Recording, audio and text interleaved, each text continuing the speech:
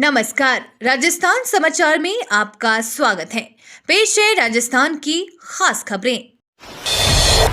राम मंदिर प्राण प्रतिष्ठा को लेकर भजनलाल सरकार का बड़ा आदेश। रामलला की प्राण प्रतिष्ठा को लेकर तैयारी देश भर में तैयारियां जोरों से चल रही हैं। राजस्थान में 22 जनवरी को रामलला की मूर्ति की प्राण प्रतिष्ठा को लेकर लोग खासा उत्साहित हैं। इस दिन को एक त्योहार के रूप में मनाने की कवायद तेज हो रही है। इसी कड़ी में भजनलाल सरकार ने भी राज्य में ड्राई डे की घोषणा कर दी है। भजनलाल सरकार ने 22 जनवरी को शराब की सभी दुकानें बंद रखने के आदेश जारी किए हैं।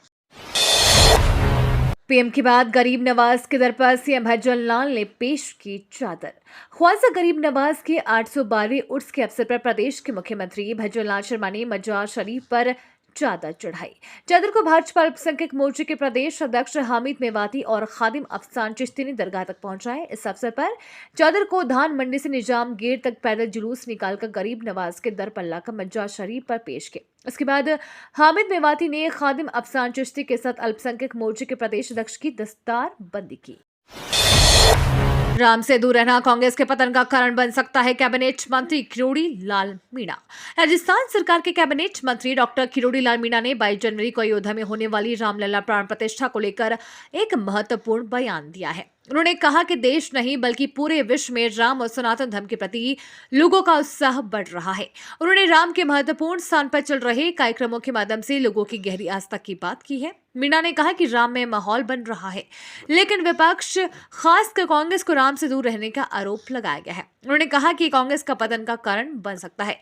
किरोड़ी लाल मीणा ने बताया कि 21 और 22 जनवरी को दौसा और सवाई माधोपुर में विशेष आयोजन होंगे। भजनलाल सरकार के मंत्री को मिल गए बंगले। राजस्थान के भजनलाल कैबिनेट के मंत्री को बंगले अलॉट कर दिए गए हैं। सामान्य प्रशासन विभाग ने 17 मंत्रियों को बंगले अलॉट करने के आदेश जारी किए हैं। इनमें 17 में से 10 मंत्रियों को सिविल लाइंस में, 5 को गांधीनगर में और 2 मंत्रियों को SMS अस्पताल रोड पर बंगले अलॉट किए गए हैं। नए मंत्रिमंडल में 2 उप मुख्यमंत्री समेत अभी 6 मंत्री ऐसे हैं जिन्हें बंगले अलॉट नहीं किए गए हैं। इनमें किरोड़ी लाल मीणा और राज्यवर्धन सिंह राठौड़ भी शामिल हैं। सेना में अग्निवीर भर्ती की आ गई डेट। भारतीय सेना में भर्ती होने के लिए अग्निवीर भर्ती नोटिफिकेशन 2024 का इंतजार कर रहे युवाओं के लिए खुशखबरी है।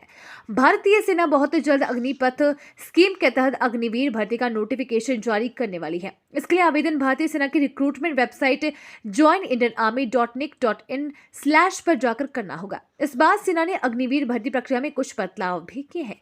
स्टोर कीपर और क्लर्क के पदों पर भर्ती के लिए लिखित परीक्षा अलावा टाइपिंग टेस्ट भी देना होगा। लिखित परीक्षा, फिजिकल टेस्ट सहित अन्य क्राइटेरिया पहले जैसे ही रहेंगे।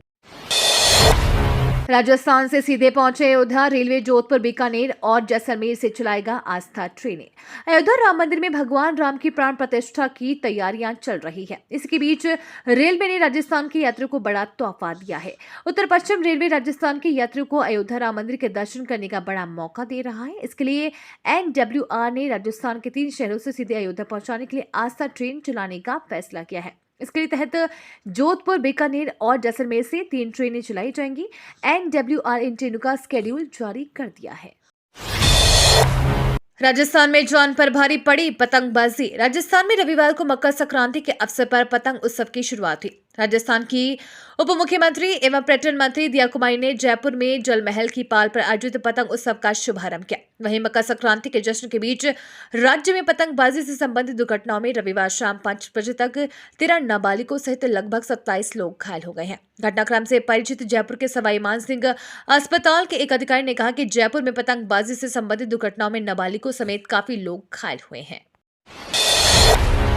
प्रदेश में महात्मा गांधी इंग्लिश मीडियम स्कूलों के भविष्य को लेकर शिक्षा मंत्री ने कही ये बात। शिक्षा मंत्री मदन दिलावर ने कहा कि महात्मा गांधी इंग्लिश मीडियम स्कूलों में टीचर्स की प्राप्त मात्रा और भवनों की स्थिति का मूल्यांकन किया जाए। इसके बाद आगे की दिशा तय होगी। स्कूल शिक्षा विभाग की समीक्षा बैठक की अध्यक्षता कर रहे थे। उन्होंने कहा कि विद्यालयों में रिक्त पदों को भरने के लिए आवश्यक एक्सरसाइज करें और शिक्षकों एवं क्रमिकों की पदोन्नति के लंबित प्रकरणों का समयबद्ध रूप से निस्तारण किया जाए। उन्होंने प्रदेश में राष्ट्रीय शिक्षा नीति 2020 के प्रावधानों को लागू करने के लिए रोड मैप निर्धारित करने के भी निर्देश दिए हैं। प्रकृति और पूर्वजों ने बहा दिया, उसे संभालने की दरकार। उदयपुर बर्ड फेस्टिवल के समापन में बोले कटारिया। उदयपुर में असम के राज्यपाल गुलाब चंद कटारिया ने कहा कि प्रकृति और पूर्वजों ने मेवाड़ को बहुत कुछ दिया है। अगर हम उसे ही संभाले तो उदयपुर प्राकृतिक सौंदर्य, जैव विविधता और हेरिटेज के मामले में दुनिया का सबसे बड़ा डेस्टिनेशन बन जाएगा। दरअसल कटारिया रविवार को मोहनलाल सुखाड़िया विश्वविद्यालय परिसर स्थित बप्पा रावल सभागार में उदयपुर बर्ड फेस्टिवल के समापन समारोह को बतौर मुख्य अतिथि संबोधित कर रहे थे। इस दौरान उन्होंने कहा कि प्रकृति ने पहाड़ियां, हरियाली, नदी, तालाब दिए। पूर्वजों ने पीढ़ियों की सोच रखते हुए हर गांव में जलाशयों का निर्माण कराया। राजस्थान में शीतलहर का प्रकोप जारी, माउंट आबू शून्य पर। राजस्थान में शीतलहर का प्रकोप जारी है, वहीं न्यूनतम तापमान में भी गिरावट दर्ज की जा रही है। रविवार को प्रदेश में 4 जिलों अलवर, झुंझुनू, सीकर, चूरू में शीतलहर चली। इससे रात के पारे में तापमान में गिरावट हुई। मौसम केंद्र जयपुर के अनुसार सबसे कम न्यूनतम तापमान माउंट आबू में 0 डिग्री रिकॉर्ड किया गया। वहीं अलवर में 4.4, पिलानी में 3 और चूरू में 4.2 डिग्री दर्ज किया गया। मौसम केंद्र के अनुसार आज भी अलवर, झुंझुनू, सीकर, चूरू में शीतलहर का अलर्ट जारी किया गया है। नागौर जिले में 15 से 31 जनवरी तक चलेगा अवैध खनन के खिलाफ अभियान। परिवहन, ट्रांसपोर्टेशन और भंडारण स्टोरेज के खिलाफ 15 से 31 जनवरी तक विशेष अभियान चलाया जाएगा। अभियान का संचालन जिला कलेक्टर की निगरानी में खान राजस्व, पुलिस, परिवहन और वन विभाग की ओर से संयुक्त रूप से किया जाएगा। विभागीय अधिकारी को प्रतिदिन प्रगति रिपोर्ट से भी कलेक्टर को अवगत करवाना होगा। अभियान के सफल संचालन के लिए आवश्यक तैयारियों को लेकर रविवार शाम को जिला कलेक्टर डॉक्टर अमित यादव ने संबंधित विभागों के अधिकारियों की बैठक लेकर आवश्यक दिशा निर्देश दिए। मुख्यमंत्री भजनलाल शर्मा पहुंचे बांसवाड़ा, आज करेंगे सभा को संबोधित। मुख्यमंत्री बनने के बाद पहली बार भजनलाल शर्मा रविवार शाम बांसवाड़ा पहुंचे। उनके लिए बांसवाड़ा शहर के कॉलेज ग्राउंड में हेलीपैड बनाया गया, जहां से वे सर्किट हाउस पहुंचे। यहां पर पार्टी पदाधिकारी, जिला प्रशासन व अन्य से मुलाकात होगी। आज मुख्यमंत्री माता त्रिपुर सुंदरी मंदिर में दर्शन करेंगे और वहीं पर एक सभा को भी संबोधित करेंगे। 12 भाषाओं में एक जगह पा सकेंगे मौसम से जुड़ी जानकारियां। आईएमडी अपनी स्थापना के 150वें वर्ष में प्रवेश कर रहा है। इस अवसर पर आईएमडी मौसम नामक एक नई मोबाइल ऐप लॉन्च करने के लिए पूरी तरह तैयार है। आगामी मौसम मोबाइल ऐप की मदद से यूजर्स देश के 150 शहरों के मौसम पूर्वानुमान के बारे में सभी जानकारी प्राप्त कर सकेंगे। नई ऐप यूजर्स को 7 दिनों तक के 24 घंटे का दैनिक पूर्वानुमान प्रदान करेगी। ये ऐप 12 भाषाओं में उपलब्ध होगी। चीन पाक की खैर नहीं, आ रहा जोरावर। भारतीय सीमाओं पर आंख गड़ाए दुश्मन देश पाकिस्तान और चीन की खैर नहीं है। डीआरडीओ ने लाइट टैंक जोरावर विकसित कर दिया है। इस अप्रैल में जोरावर को भारतीय सेना को सौंपा जा सकता है। इस साल के टैंक को रेगिस्तान और ऊंचाई वाले स्थानों पर 100 किलोमीटर से ज्यादा दूरी तक चलाकर टेस्ट किया गया। जर्मनी से इंजन आपूर्ति में देरी के कारण जोरावर को भारतीय सेना को दिसंबर में सौंपा नहीं जा सका था। राष्ट्रपति ने कहा 15 मार्च से पहले अपने सैनिक हटाए भारत। मालदीव ने भारत से 15 मार्च तक अपनी सेना वापस बुलाने को कहा है।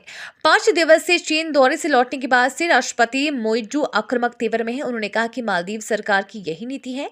भारत को अपने 88 सैनिक 2 महीने के भीतर वापस बुलाने होंगे। एक दिन पहले उन्होंने भारत का नाम लिए बिना कहा था कि किसी देश के पास मालदीव को धमकाने का अधिकार नहीं है।